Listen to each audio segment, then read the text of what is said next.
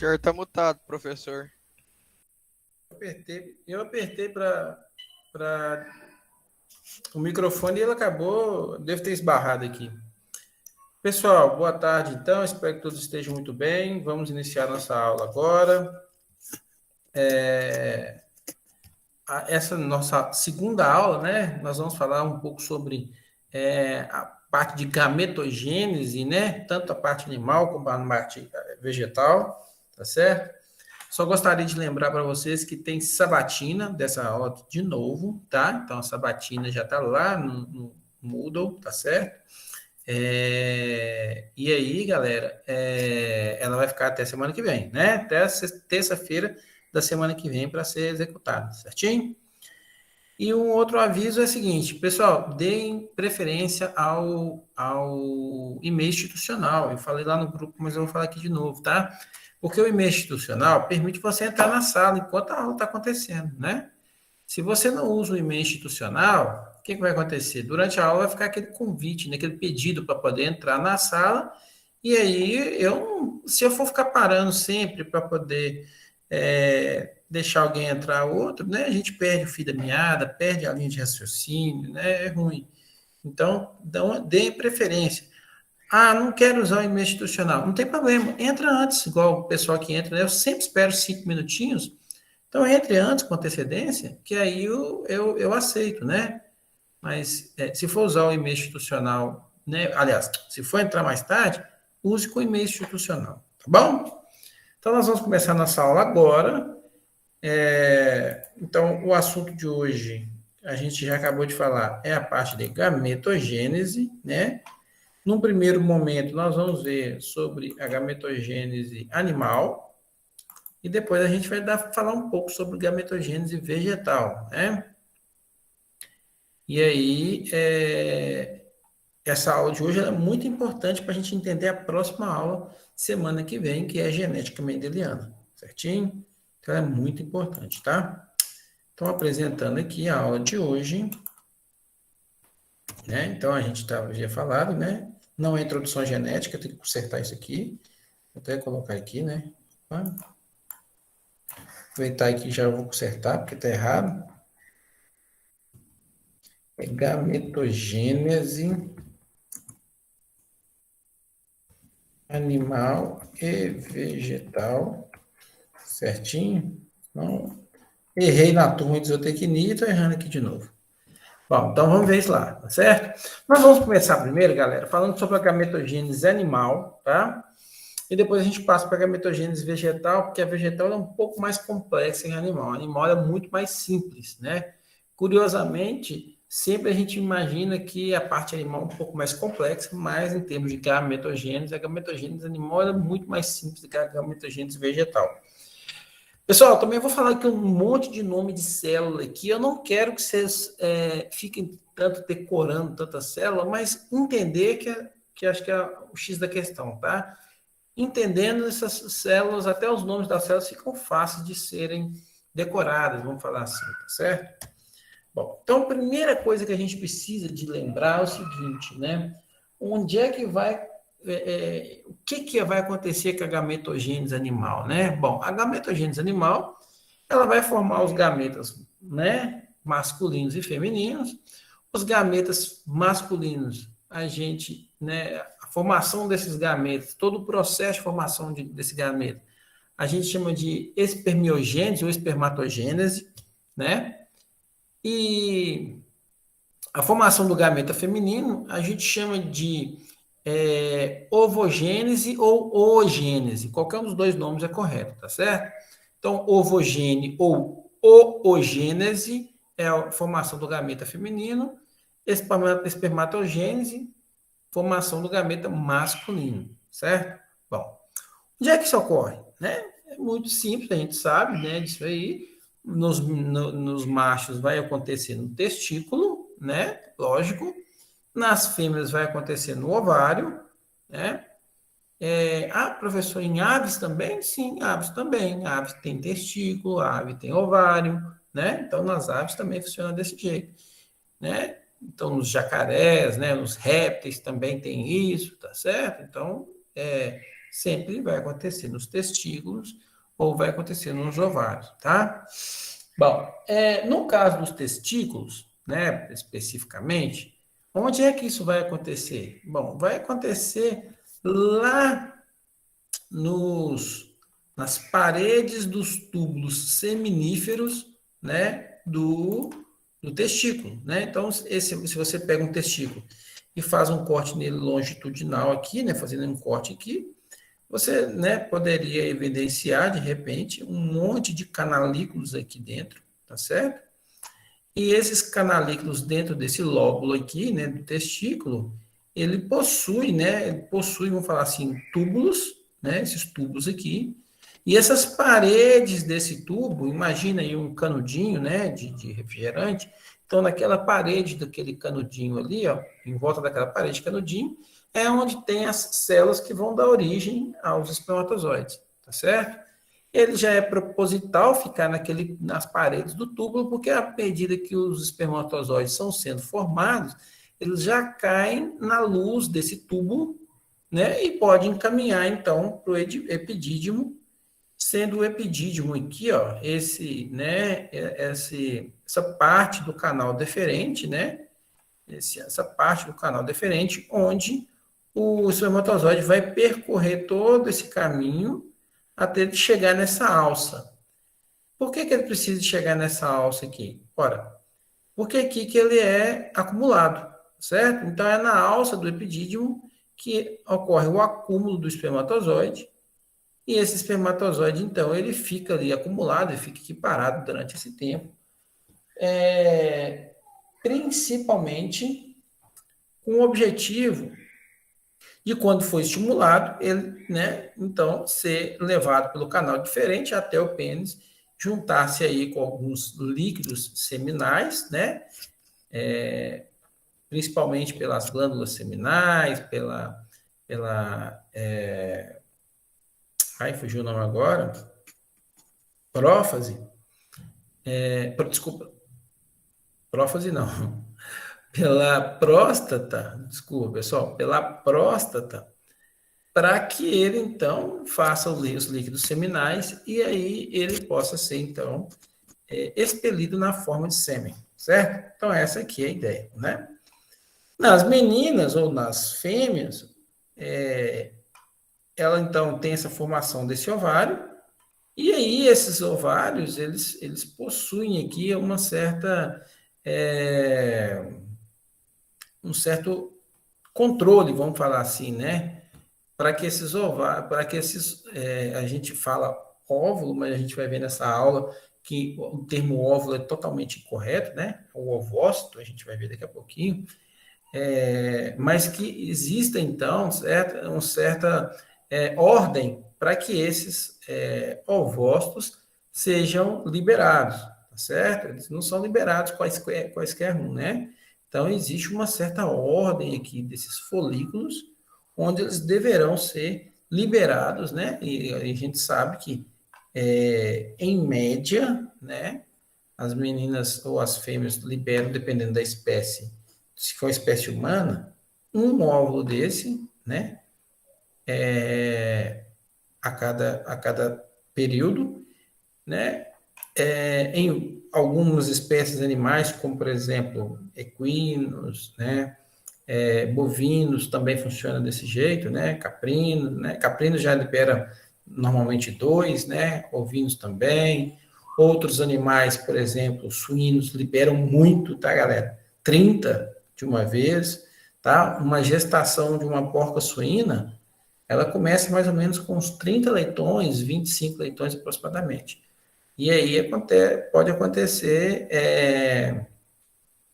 mortes desses embriões ainda bem na fase inicial, e acaba ficando aqueles mais fortes ali, 12, né? Mas na cadela, por exemplo, você pode ter liberação de 6, 5, 10, né?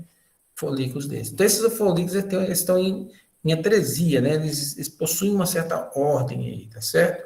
Alguns estão mais próximos de serem liberados, outros mais ainda estão, né, que a gente chama de verde, né? Ainda precisam amadurecer para que sejam liberados, tá certo?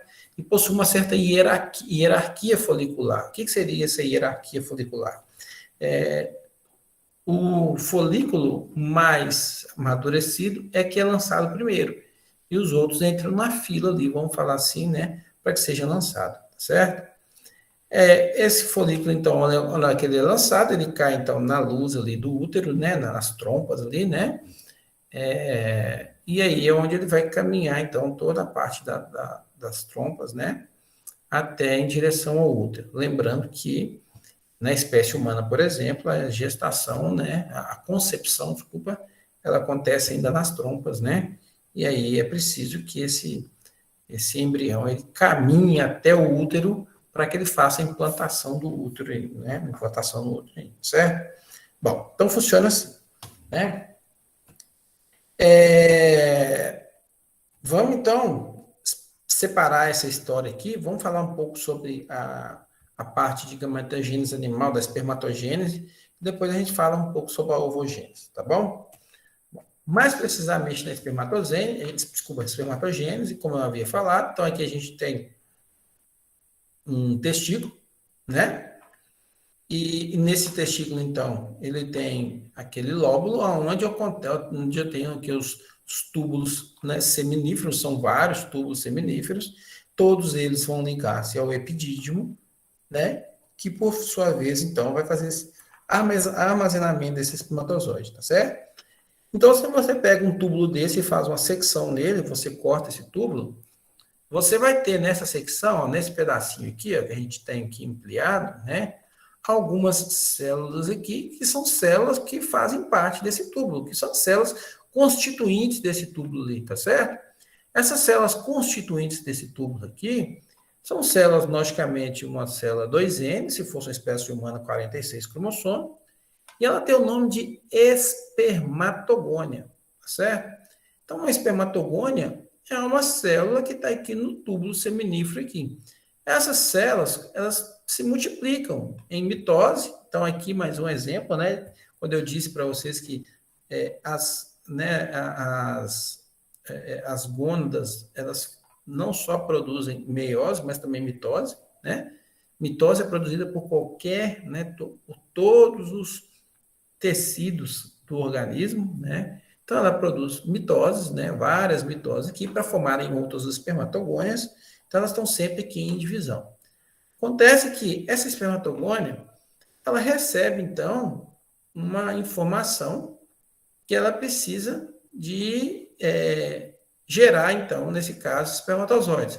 Então, essa espermatogônia, ela vai entrar em meiose. Ela faz mitoses para formarem outras espermatogônias, mas quando o objetivo dela é formar espermatozoides, ela não vai mais fazer mitose, ela faz uma meiose. Antes dela fazer essa meiose, ela começa a ter um crescimento celular, né? Então, ela começa a ter um aumento celular, tá certo? Porque essa célula vai começar a se dividir, então ela tem um aumento celular. E aí, quando ela tem esse aumento celular, né, ela fica bem diferenciada, bem diferente da espermatogônia original, né? Porque ela aumentou mais o seu tamanho, o seu volume, com o objetivo de fazer a sua divisão celular. Ela deixa de chamar espermatogônia e ela passa a se chamar espermatócito primário. Então, qual é a diferença entre um espermatócito primário e uma espermatogônia? Apenas o volume celular, que ele cresceu mais, uma célula que está maior, né? E que vai, então, fazer a meiose. É uma célula que está em pré-meiose, né? Então, essa é a diferença. Ela ainda é uma célula de 46 cromossomos, se fosse na espécie humana, ou de qualquer outro animal, uma célula 2N, certo? Bom, a partir desse espermatócito primário, né? Ela vai começar, então, a se dividir, né? E a formar duas outras células, né? A partir daí, porque a gente vai lembrar que na meiose, a gente lembra que a meiose ela é reducional, ou seja, ela reduz o número de cromossomos, então ela sai de 2N e vai para N cada um, né? Ela é reducional. Acontece, vamos lembrar da última aula, acontece aquele pareamento dos cromossomos homólogos, onde cada um dos cromossomos, né, vão para uma célula, então ela tem redução do número de cromossomos. Então, esse espermatócito, ele vai sofrer a primeira meiose, né? E vai gerar uma célula chamada espermatócito secundário, tá? Qual é a diferença entre o espermatócito secundário e o espermatócito primário? Ora, o espermatócito secundário, ele acabou de fazer a meiose 1. Então, ele só tem a metade do número de cromossomos do espermatócito primário, né? Então, ele tem a metade só, porque ele fez a meiose 1. Esse espermatócito primário, desculpa, secundário, ele vai fazer de novo a segunda parte da meiose. Lembra que a meiose tem duas partes, né? Então, ele faz a primeira parte, ele chama-se espermatócito secundário, e ele vai entrar na segunda fase da meiose, e no final da segunda fase da meiose, a gente sabe que ela só é equacional, ela já não vai reduzir mais, porque ela já reduziu lá na meiose, né? Na primeira parte da meiose, na primeira fase da meiose. Então, ele vai apenas formar uma nova célula chamada espermátide. Então, né, o espermatócito primário, que é esse aqui, né, que antes de vai fazer a primeira meiose 1, ele faz a meiose 1, né, ela passa a se chamar espermatócito secundário, e aí ela dá origem, cada espermatócito secundário dá origem a duas espermátides, né? No final, uma espermatogônia deu origem a um espermatócito primário, que por sua vez deu origem a dois espermatócitos secundários, e que por sua vez deu origem a 4 espermátides. Então, essa célula aqui, no finalzinho da meiose, ela chama espermátide, certo? O que acontece com uma espermátide? Uma espermátide, ela vai entrar em diferenciação, tá certo? Ela leva um período aí de diferenciação. Esse período de diferenciação aí, ele pode durar, dependendo da espécie, muito tempo, até 74 dias aproximadamente, tá? Em humanos, por exemplo, 74 dias, né?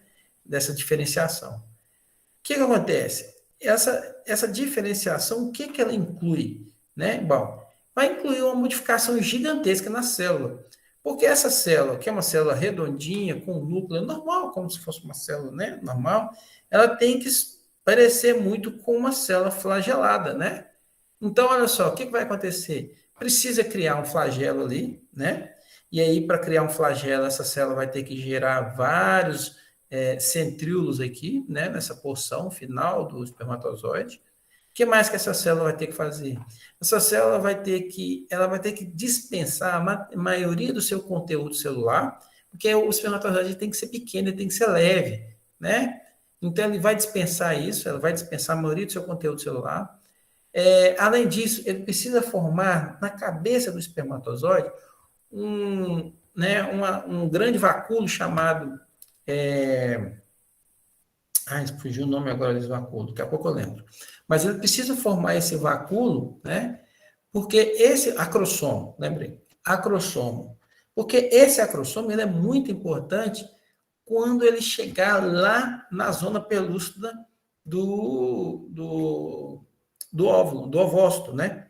Esse acrossomo, ele contém algumas substâncias ácidas que vão digerir aquela parede né, principalmente daquela parede da zona pelúcida ali do ovócito, para o espermatozoide conseguir acesso.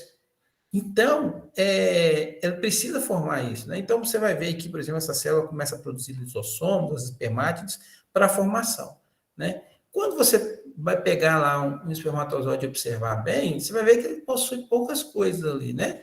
Ele vai ter mitocôndrios, ele precisa de muita mitocôndria, então um excesso de mitocôndrias, principalmente nessa região final aqui, né? Porque ele precisa de bastante energia. Quem já teve a oportunidade de ver um espermatozoide balançando já viu que ele é com muito vigor. Ele precisa dos centríolos para a formação ali do flagelo, né? Do núcleo celular e desse acrossomo. Então, ele é uma célula bem simples, né? Porque ela tem uma única direção, que é fazer a fertilização, certinho? Bom, então, cada uma dessas espermátides vai gerar um espermatozoide, né? E aí a gente pode, então, dizer que uma espermatogônia, ela gera-se 4 espermatozoides, né? Cada uma delas, certo? Bom, isso fica aqui, né? Os 74 dias, esse espermatozoide, ele vai cair nessa luz e vai percorrer esse caminho até chegar aqui na alça do epidídimo. E quando ele chega na alça do epidídimo, é o momento onde ele vai, então, ser capaz de estar amadurecido para poder ser utilizado, então, certo? Bom, então aqui a gente entendeu como funciona toda a espermatogênese, agora a gente passa para a gametogênese, né? Para a parte da gametogênese, desculpa, da ovogênese. Deixa eu ver aqui, pessoal, tem alguém pedindo para entrar? Mas já desistiu. Não, professora, é a Natália, ela quer entrar mesmo. Pois é, ela não está Ela conseguindo mandou até no acesso? grupo, professor. Pois é. Natália, ajuda a gente, a próxima vez chega um pouquinho mais cedo, viu? Atrapalha a gente ter que parar a aula, aquela coisa toda, tá? Essa eu não vou deixar mais entrar, não. Eu não entrei mais cedo porque aqui em casa estava sem energia. Agora que eu consegui conectar aqui no internet para poder entrar. E você está com, E sobre o e-mail. você tá com o seu e-mail institucional? Pois é, eu ia explicar agora para o senhor. Eu tentei fazer esse dia, mas eu não consegui. Eu vou ver se o Cícero me ajuda, porque muitos professores estão pedindo, mas eu ainda não consegui fazer o meu. Tem que fazer, já tinha que ter feito Organizar. isso desde o ano passado. Corra atrás disso aí, então, Natália. Tá bom? Vamos lá, galera. Ovogênese, então. Bom, com relação à ovogênese, o que acontece na ovogênese, então, né? Ela é muito semelhante à espermatogênese, mas tem algumas particularidades. Por quê? A primeira particularidade é fácil da gente notar. Ora, as mulheres, elas só liberam um óvulo por vez, não é verdade? Né? Vamos dizer óvulo, a gente vai ver que isso aqui é errado dizer óvulo, mas as mulheres só liberam um óvulo por vez, né? Ou um ovócito por vez, né? Lógico que isso só vai acontecer. Então, por aí já começa a ter uma diferenciação, né? Já que ela vai liberar um óvulo, será que é só formado um óvulo, então, né, durante toda a ovogênese? Sim, durante toda a ovogênese, apenas um óvulo é formado. Ora, professor, mas vamos lá. Uma meiose sempre gera, né, 4 células, né, iguais à célula-mãe. No caso da ovogênese, então, vai sofrer meiose, mas vai formar só uma célula? Sim. Ela não vai formar uma célula funcional, mas ela continua formando as 4 células, só que 3 ficam sem ser funcionais. A gente vai ver tudo isso aí, certo? Então, aonde isso ocorre, né? Bom, isso vai ocorrer lá no ovário. Só que aqui tem uma outra diferença também. Nos meninos, isso vai, a espermatogênese, ou, né, nos animais, vamos falar assim, ela vai acontecer, ela vai começar a acontecer, essa diferenciação desses espermatogônios, quando o animal ou o humano chega na fase, né, na sua fase de puberdade. Então, para humanos ali, por volta dos 12 anos, 13 anos, alguns um pouco mais, um pouco menos, né, 14 anos, é que vai começar, então, a formação dos espermatozoides, né? Mas, no caso, por exemplo, aí se a gente estivesse trabalhando aqui, por exemplo, com bovinos, isso aí poderia ser daqui uns 24 meses, né? Dependendo da espécie, né? Vamos falar assim, né? Se é zebuíno, se é taurino, porque taurino costuma ser bem mais cedo que zebuíno é um pouco mais tardio, né? Mas isso aí vai depender. Mas nas meninas, não acontece durante a puberdade. A ovogênese das meninas ou das fêmeas, ela ocorre ainda lá no embrião. Então, vocês, meninas, enquanto vocês eram embriões, vocês já começaram a fazer sua ovogênese. Diferente dos meninos que só foi fazer espermatogênese quando eles tinham lá 12 anos de idade, né? Então, eles já tinham nascido 12 anos depois. Então, as meninas começam essa ovogênese muito mais cedo, certo? Então, ali por volta do 3º mês de gestação, aproximadamente, é formado o ovário e automaticamente, ao ser formado o ovário, já se forma as células germinativas. Por isso que as mulheres têm um número limitado de óvulos, né? É estimado que as mulheres têm em torno de 400 óvulos, mais ou menos, na espécie humana. Ovócitos, tá? Na espécie humana. Então, aproximadamente, você nasce com entre 200 e 400 ovócitos. Acho que durante a sua vida toda, você consegue liberar alguns desses ovócitos aí, né? É fácil você fazer uma conta desse aí. Imaginar que uma menina aí tenha a menarca, na primeira menstruação por volta dos 12 anos, ela pode ficar aí até os 52 anos, aproximadamente, né? Tendo ciclos, né? Vamos falar assim. Então, seria 40 anos, né? Se você multiplicar 40 vezes 12, você vai ter, ó, 480 ovos, mais ou menos, né? Então, entre 200 e 400 aproximadamente, pode ser um pouco mais, né? De ovócitos que as mulheres nascem aí, tá certo?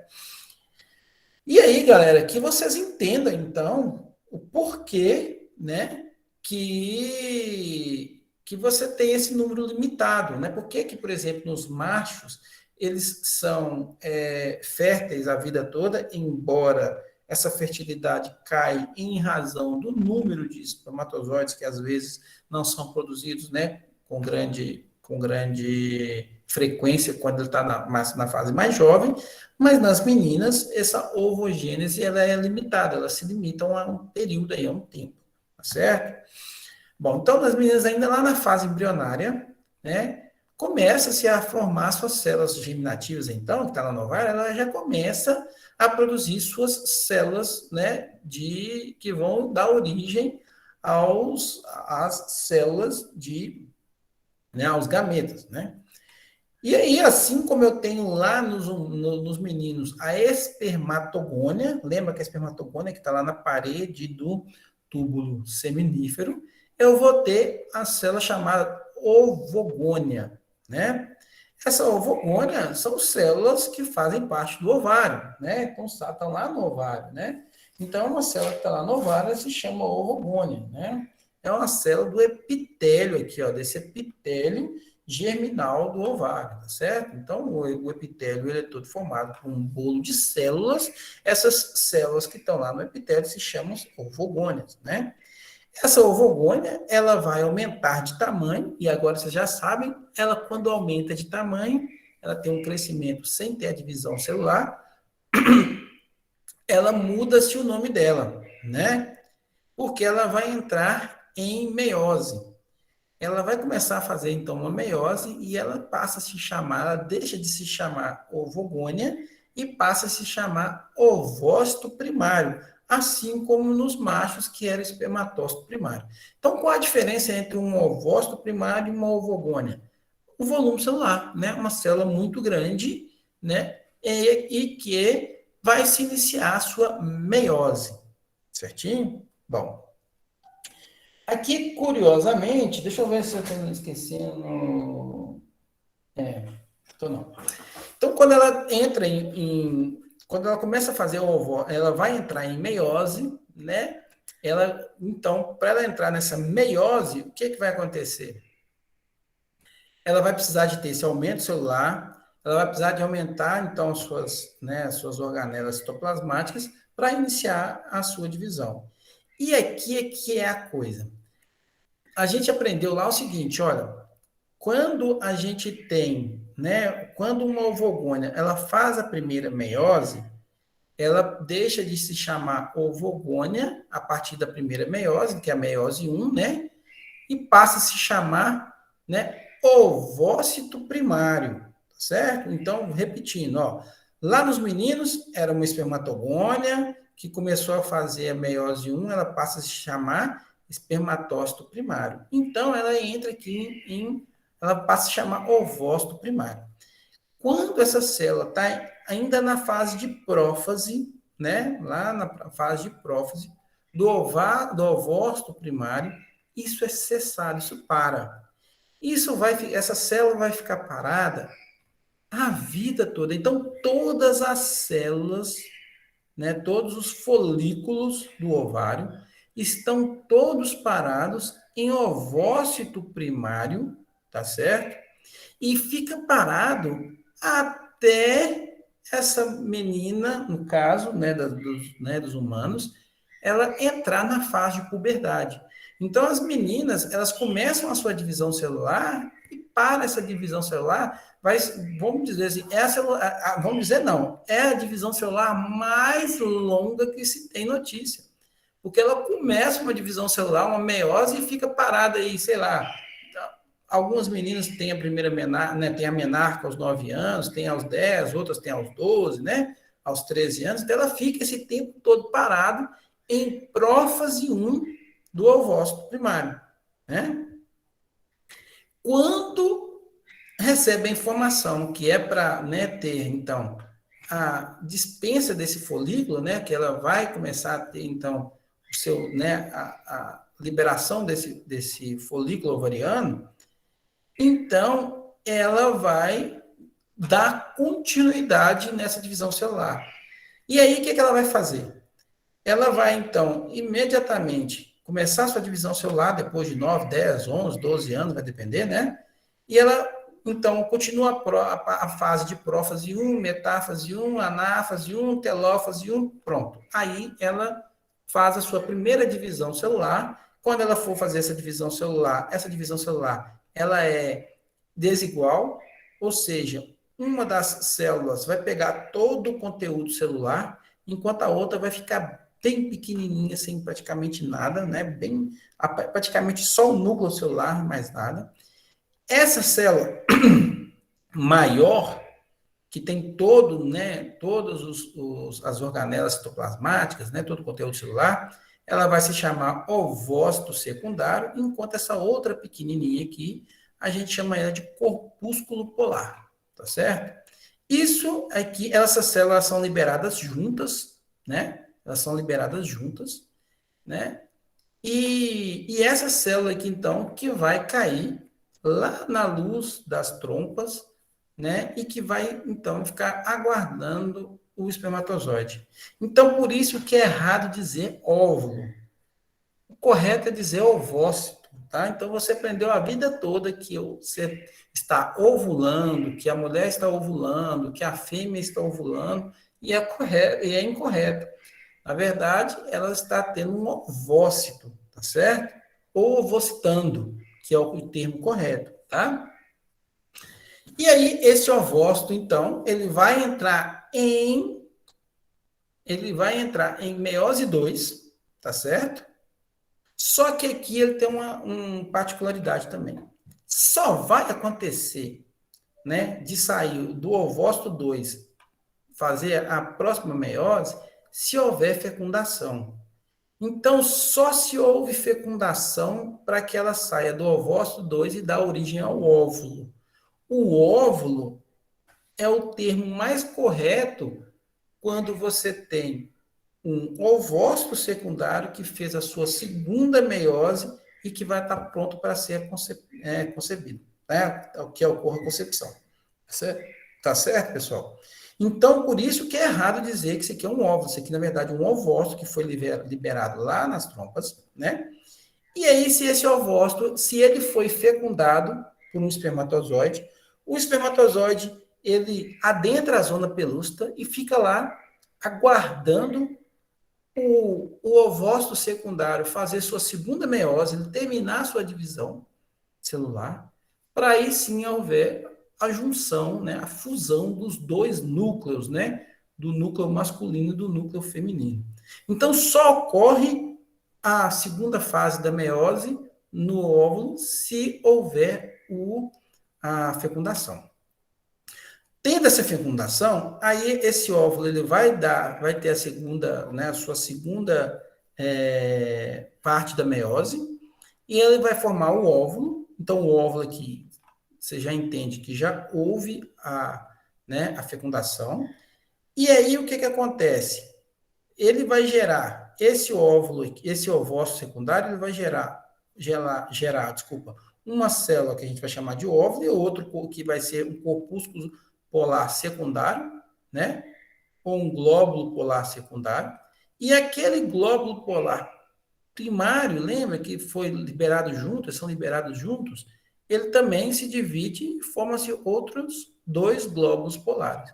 Esses 3 camaradas aqui, eles são absorvidos, porque eles não servem de muita coisa não, certo? São absorvidos. Na verdade, o que vai, né, ser, no caso aí, o que vai nos ter importância é esse óvulo aqui. E faz todo sentido isso, galera. Olha, faz muito sentido a célula ter um crescimento celular. Por que ela tem que ter esse crescimento celular? Ora, todas as organelas citoplasmáticas que você tem hoje no seu organismo, você as teve da sua mãe, né? O espermatozoide ele só entra com a parte do núcleo celular, né? Então, todas as organelas, como mitocôndrias, né, como lisossomos, então todas essas informações que você tem aqui dentro do seu óvulo, né, depois de fecundado, é de origem materna. Isso vai ser muito importante lá na frente, quando a gente estiver estudando um certo capítulo que a gente vai ver lá, que é de aberrações cromossômicas e que tem muito a ver com isso,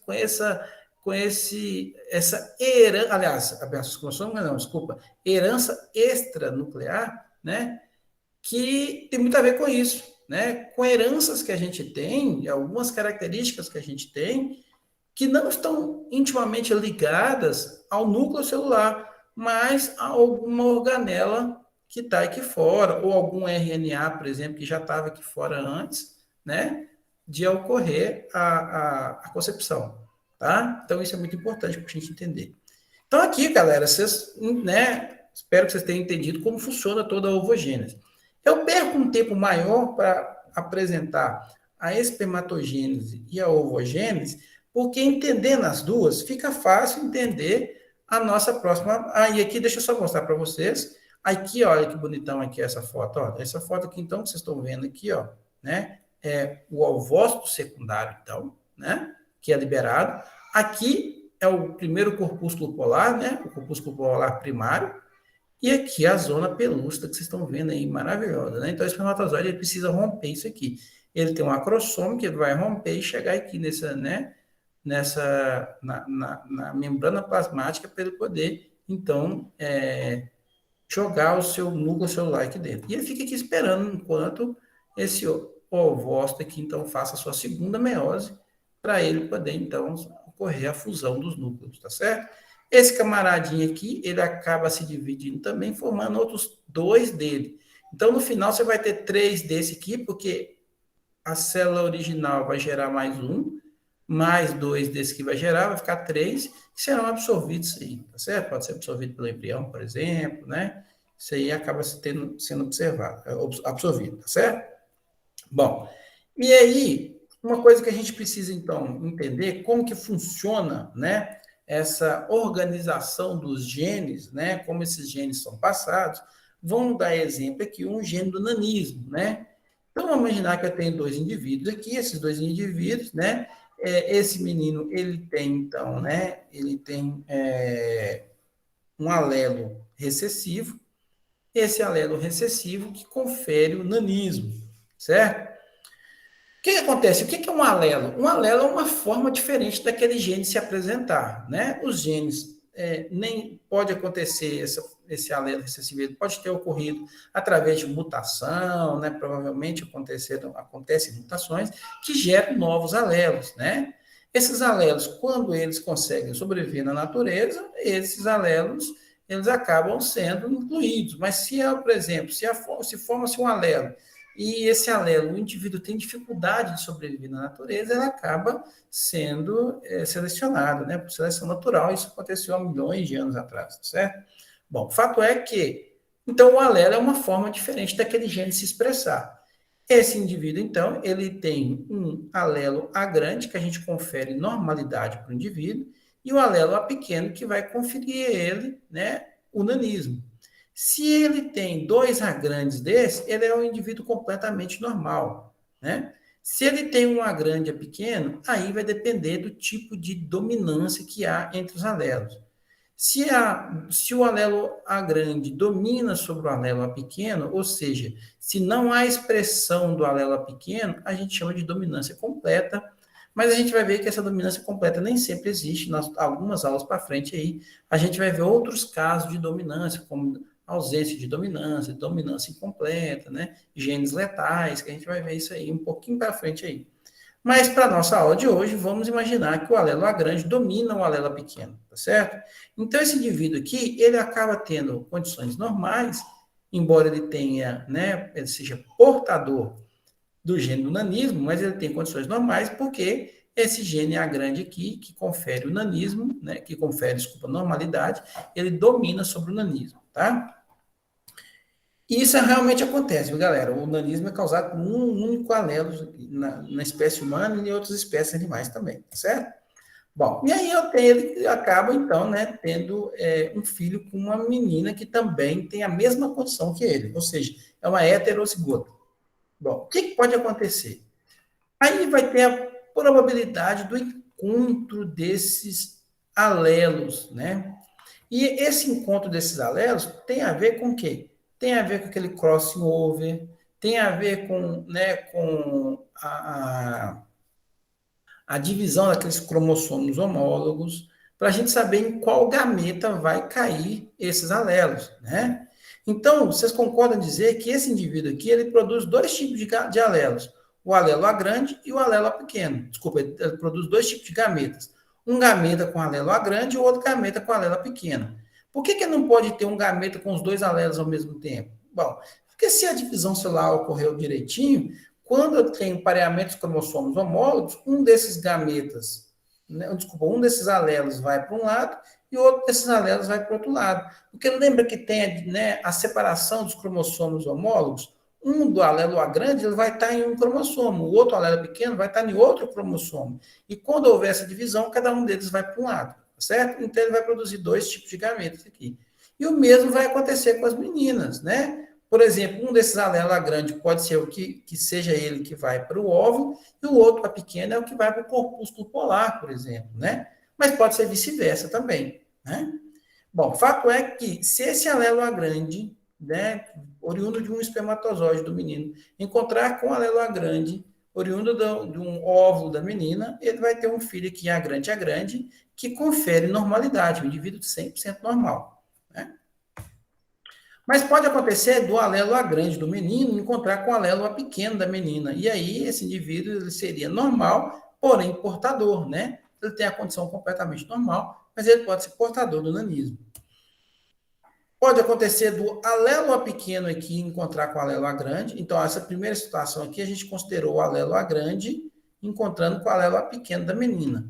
Mas pode ser que o alelo A pequeno do menino encontre com o alelo A grande da menina. E aí, esse indivíduo também vai ser igual ao outro, que é um heterozigoto, ele tem condição normal, mas pode ser que o alelo A pequeno encontre o outro alelo A pequeno, e aí ele formaria um indivíduo que seria anal, certo? Então, essa é a distribuição e a probabilidade que esses genes podem ser encontrados, né, na população. Mas na gametogênese vegetal, pode falar, volta lá. Então ele teria, assim, essa relação teria 25% de chance de nascer com nanismo. Com nanismo. E 75% de chance de nascer um indivíduo normal. Ah, né? tá. Ou você poderia considerar que ele tem 25% de chance de nascer um indivíduo homozigoto dominante, que é esse aqui. 25% de chance de sair um indivíduo homozigoto dominante, né? 50% de chance de sair um indivíduo heterozigoto, ele é normal, mas ele é heterozigoto, e 25% de chance de sair um indivíduo homozigoto recessivo, ou, nesse caso, né, anão, né? E também, em termos de... Isso pensando no genótipo. Quando eu falo genótipo, eu estou olhando as letrinhas aqui, ó. Quando eu falo de fenótipo, aí eu olho o indivíduo. Então, eu digo que 75% de chance desse indivíduo sair normal, né, pelo fenótipo, e 25% de chance do indivíduo sair com nanismo. Certinho? Certinho, obrigado. Ótimo. Com relação à gametogênese vegetal, a gente vai ver que ela é muito semelhante à gametogênese animal. Lógico que tudo tem suas particularidades, mas ela é bem semelhante. Primeiro, é o seguinte, onde é que vai acontecer isso, né? A gente chama-se a gametogênese vegetal masculina de microsporogênese, tá certo? E a gametogênese vegetal feminina de megasporogênese, tá? Bom, a microsporogênese, ela vai acontecer lá nas anteras, na parede das anteras, né? Então, aqui eu tenho uma flor completa, tenho aqui a parede, eu tenho aqui as anteras, né? E aí ela vai acontecer aqui nas anteras. Bom, já lá a parte feminina, ele vai acontecer lá no óvulo, né? Então, a formação do óvulo aqui, né? A gente vai ver daqui a pouquinho essa formação do óvulo. Lá no, né, a gente tem aqui o cálice, né? Esse cálice aqui onde ele vai receber o grão de pólen, né? E aí é formado aqui, né? A microsporogênese, a gente já acabou de falar aqui, o final dela é a formação do grão de pólen, né? Na megasporogênese, o final dela é a formação do óvulo aqui, certo? A gente vai ver daqui a pouquinho. Bom, então, a microsporogênese vai acontecer lá, né, nos microsporângios aqui, né, nas células que estão aqui na parede das anteras, né? Então, você tem uma antera aqui, então, nas células da parede da antera, é que acontece essas divisões celulares que vão formar, então, né, o destino grão de pólen. Bom, como é que é a ideia, então? A ideia é muito semelhante à masculina lá que a gente viu na gametogênese animal, né? Até um certo ponto, depois começa a complicar. Então, ó, vou ter a célula inicial, que é a célula da parede lá, vamos falar assim, a célula da parede da antera. Essas células, então, elas vão começar a ter várias divisões celulares, essas divisões celulares, né, para a formação das células de parede da antera. Mas, em um certo momento, ela recebe um sinal de diferenciação e ela, então, precisa ter um volume celular aumentado, ela vai aumentar de volume, né, também, assim como nos humanos, né, nos animais, ela também aumenta de volume, e ela vai iniciar a sua primeira divisão celular, no caso a meiose, com o nome de, essa célula, então, ela passa, assim, vamos só lembrar, lá eu tenho uma espermatogônia, não é isso? Aqui ela vai chamar microsporogônia. Teve o aumento celular, lá no animal, ela vai se chamar espermatócito primário. Aqui ela teve o aumento celular, ela vai se chamar microsporócito primário. Tá certo? Então, os nomes são muito semelhantes. Então, o que é um microsporócito primário? É uma célula 2N que vai começar a sua divisão celular. Vai começar a ser meiose 1, né? Então, o microsporócito primário, ela vai começar a fazer sua meiose 1. Ao final da sua meiose 1, ela vai ter, então, a divisão dos seus cromossomos homólogos. Note que tem os cromossomos aqui em duplas, tá vendo? Então, vai ficar um azul e um vermelho para um lado, um azul e um vermelho para o outro, indicando que houve separação desses cromossomos homólogos. E essa célula, então, ela passa a se chamar microsporócito secundário. Então, o que é um microsporócito secundário? É uma célula N, ela já não é mais 2N, oriunda de um microsporócito primário. Todo microsporócito primário vai gerar duas microsporócitas secundárias. Essas células microsporócitas secundárias vai fazer sua segunda divisão celular e vai dar origem ao micrósporo, tá certo?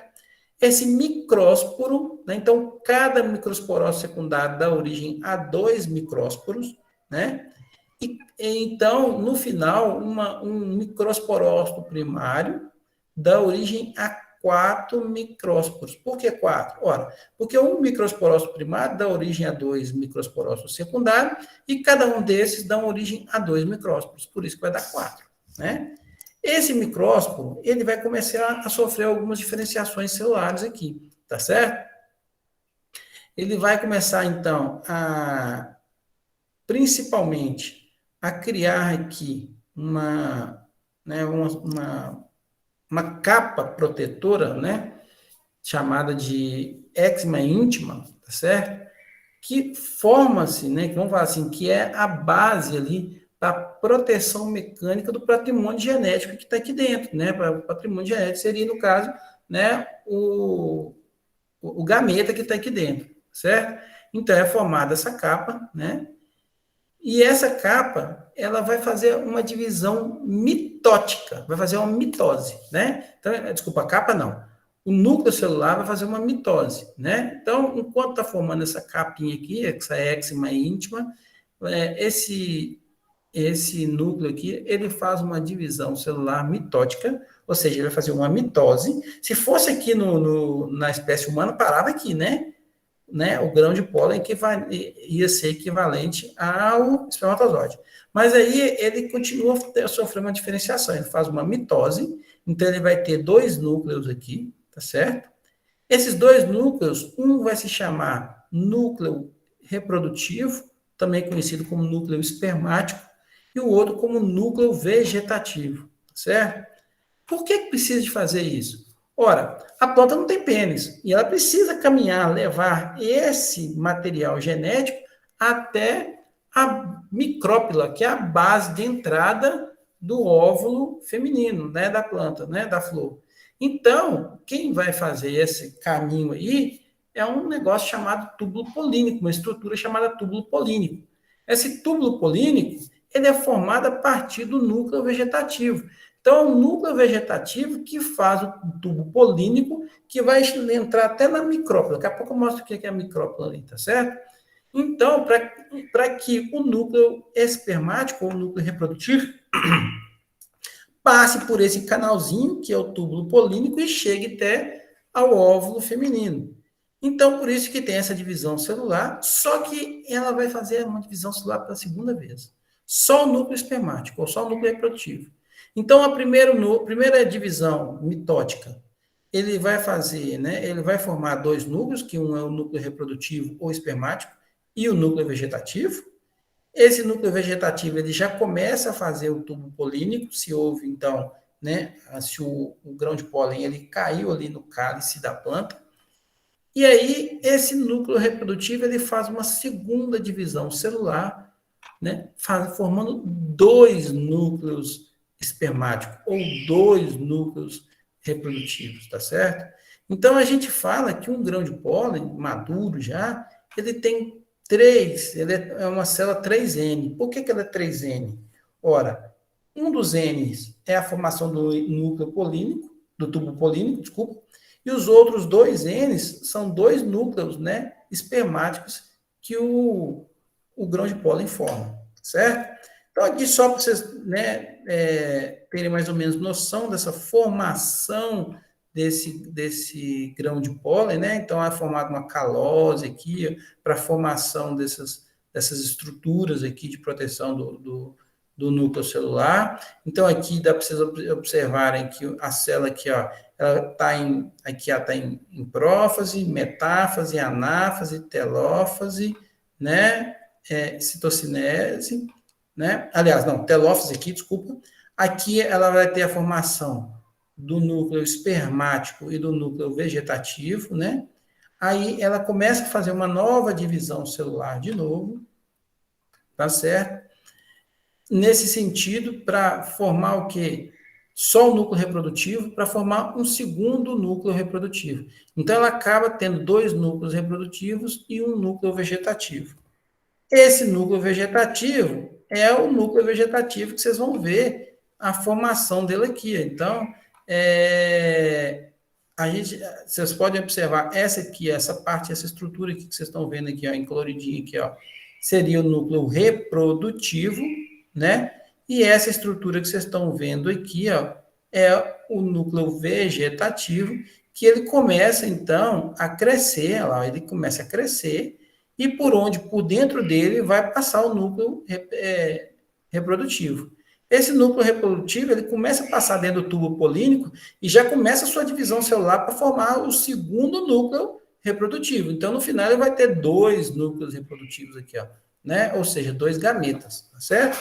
E aqui está o núcleo vegetativo. Por isso que um grão de pólen, ele tem 3, né? Não 2, mas 3 N's, né? Por que 3 N's? 3 núcleos. Um núcleo vegetativo e 2 núcleos reprodutivos, tá certo? Bom, e aqui a gente tem a megasporogênese. Na megasporogênese, aquilo que eu havia falado para vocês, a micrópila, que é a entrada, né? A entrada do tubo polínico. O tubo polínico vem até a micrópila e aqui, então, há o extravasamento dos 2 núcleos reprodutivos que vão entrar aqui. Daqui a pouquinho a gente vai saber o que acontece, tá bom?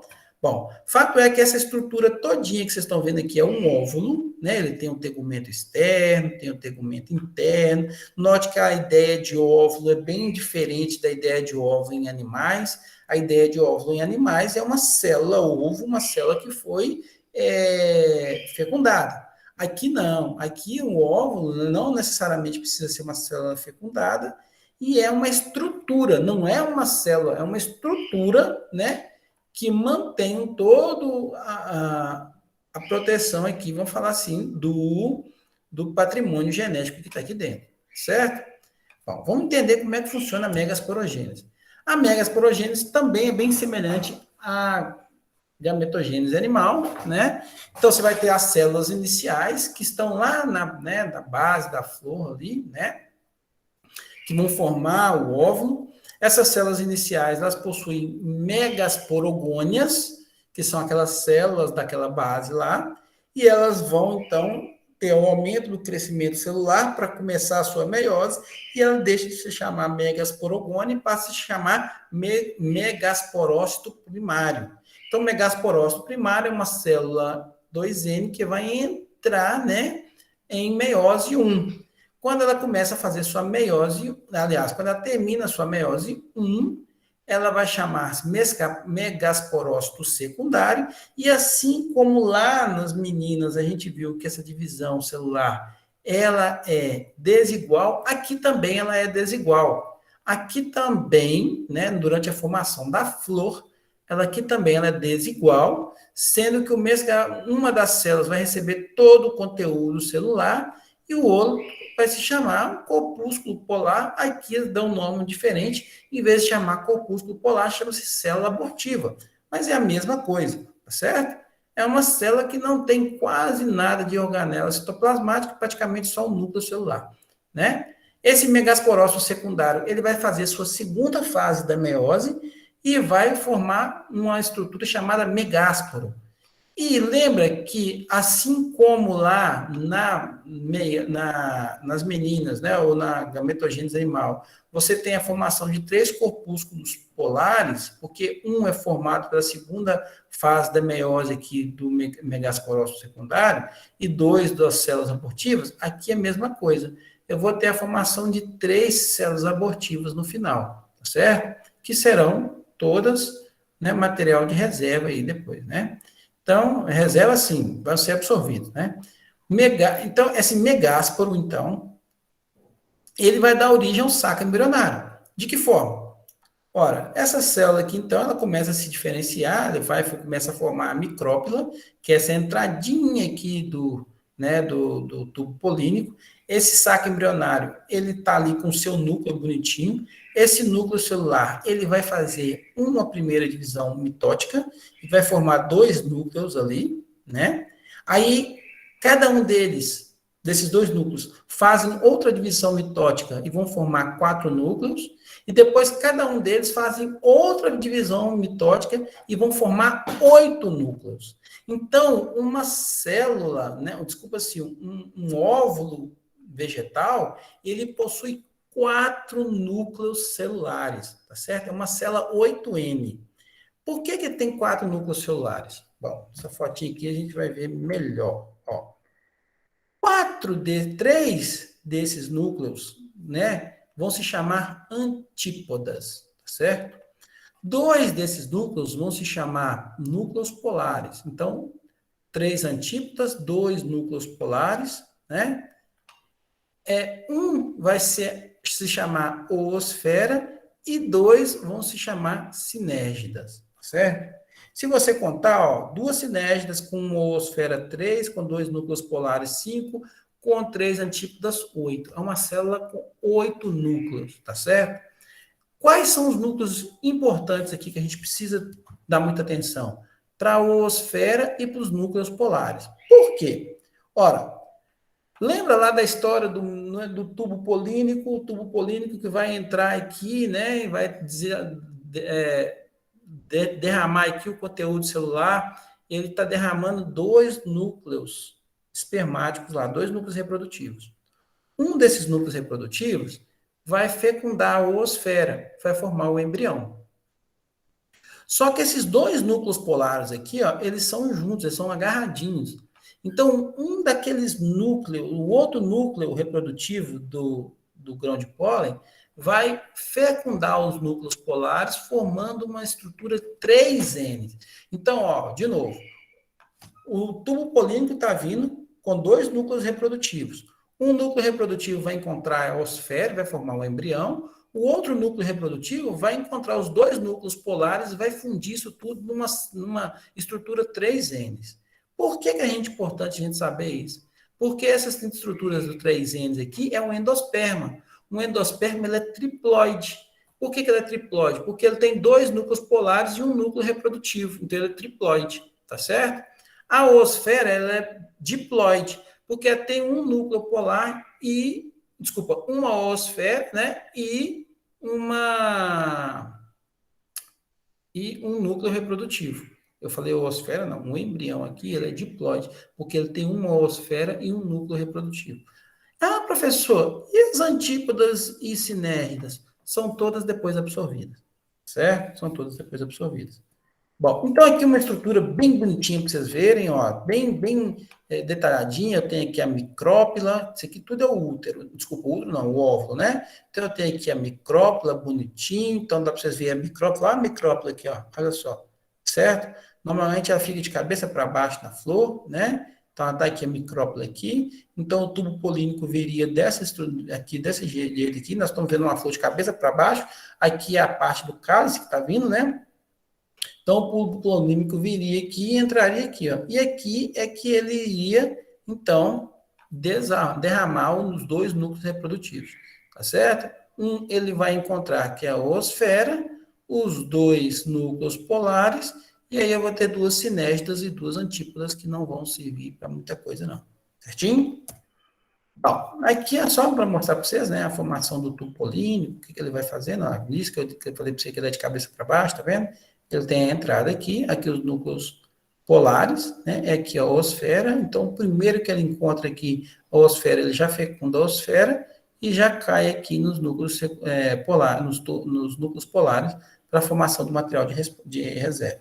E aí, como eu tinha falado para vocês, o zigoto, né? Ele é uma oosfera mais um núcleo espermático, um núcleo reprodutivo, né? Que é chamado de embrião.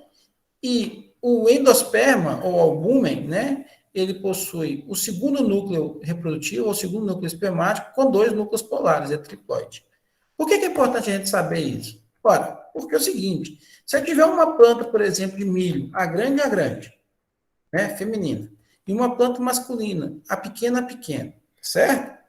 E aí vai ocorrer a fecundação, né, ocorre a fecundação, a gente sabe que a parte masculina está aqui, a parte feminina está aqui embaixo. O que acontece? Qual é o gameta que esse camarada aqui produz? Ele vai produzir sempre gameta A pequeno. Esse camarada aqui vai produzir sempre gameta A grande, essa planta, né? E aí, o que vai acontecer? Olha que interessante. O embrião, que é esse indivíduo aqui, ele vai pegar um gameta aqui, que vai ser o gameta pequeno, junto com o gameta feminino, que é o gameta grande. Então, o embrião vai ser A grande e A pequeno. Tá certo? Ele vai ser A grande e pequeno, porque ele pegou o gameta masculino com o gameta feminino. É diferente daquela situação lá do nanismo, porque lá eu tinha dois heterozigotos. Aqui não, aqui eu tenho dois homozigotos, um recessivo e um dominante, né? Então, um A grande aqui, com um A pequeno aqui, pronto. Formou um embrião, né? Ah, poderia ser esse A pequeno aqui com esse A grande? Poderia, ia dar na mesma coisa, certinho? Bom, e o endosperma? Lembra? São dois núcleos polares com um núcleo reprodutivo. Então, vai ser uma estrutura desse jeito. A grande, A pequeno. Por que ela é A grande, pequeno, professor? Não entendi. Ora, vamos lá. Lembra que são dois núcleos polares? Então, é o A grande duas vezes, né? E um núcleo reprodutivo. Então, um A pequeno uma vez. O pericarpo, que é a casca da semente, é uma estrutura da mãe, ele não é do embrião. Então, o pericarpo sempre vai ter o mesmo genótipo da mãe. Então, quando você pega, por exemplo, uma semente, você tem 3 formas de genótipo ali. Você tem o genótipo da casca da semente, que é uma estrutura materna, então vai ser igualzinho da mãe. Você tem um embrião que tem um outro genótipo, que é o próprio dele, né? E vai depender do pai dele. E o endosperma, que tem 2 da mãe e 1 do pai. Então, você tem 3 genótipos dentro de um grão aí, ou de uma semente. Para ficar um pouquinho mais difícil, vamos imaginar que eu tenho uma mãe, também homozigoto, só que ela é A grande, B pequeno, com um pai que é pequeno, A pequeno, B grande. Qual é o gameta que esse camarada produz? Né? Esse camarada produz gametas A pequeno, B grande. E essa mãe aqui produz gametas A grande, B pequeno. Então, o que é que vai acontecer? Ora, no embrião, vai juntar o A pequeno e o B grande do gameta com o A pequeno e o A pequeno e B grande do gameta masculino com o A grande e B pequeno do gameta feminino. E vai formar esse indivíduo aí, ó. Ó, vamos lá de novo, vamos ver se está certo. Ó, o A grande da mãe e o B pequeno da mãe, um A grande e um B pequeno da mãe, e um A pequeno do pai e um B grande do pai. Um A pequeno do pai e um B grande do pai. Então tá aí, bonitinho. A gente só colocou aqui na ordem direitinho, porque A vem antes de B e o maiúsculo vem antes de minúsculo. E o endosperma? Opa, o endosperma tem que ter 2 da mãe. Então eu vou ter que repetir o A grande, B pequeno da mãe aqui, e pegar só um gameta do pai, A pequeno, B grande. Então vai ficar desse jeito. Olha lá, ó.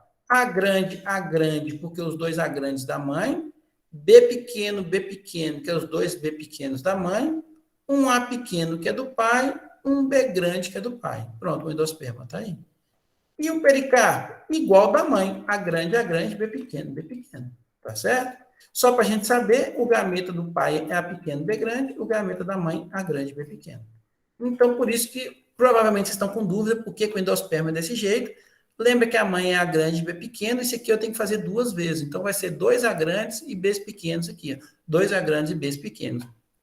E o pai é só um núcleo reprodutivo, é um A pequeno, B grande. Certinho, pessoal?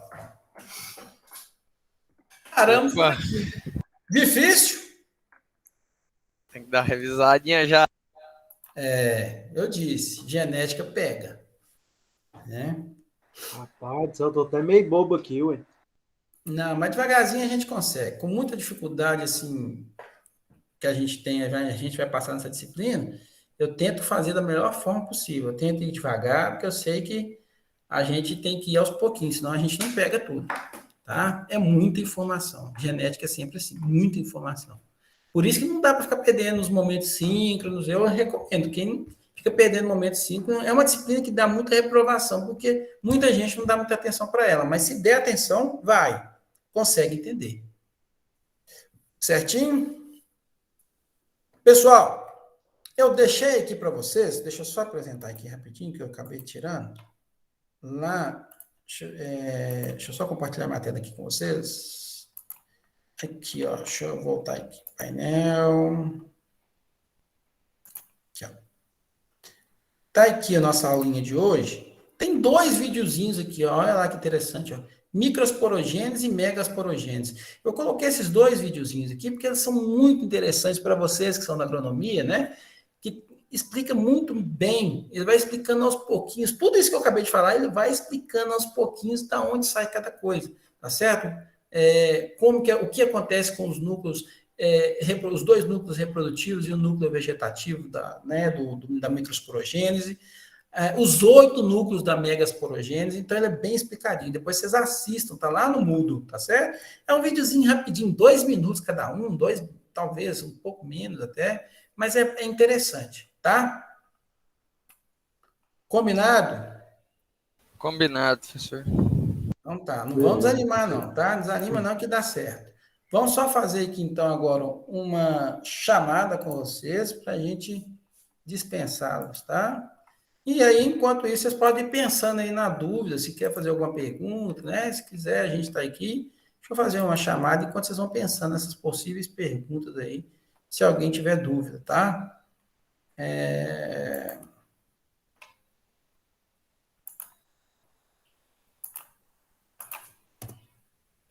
Só jogar esse aqui de canto aqui, pegar para cá.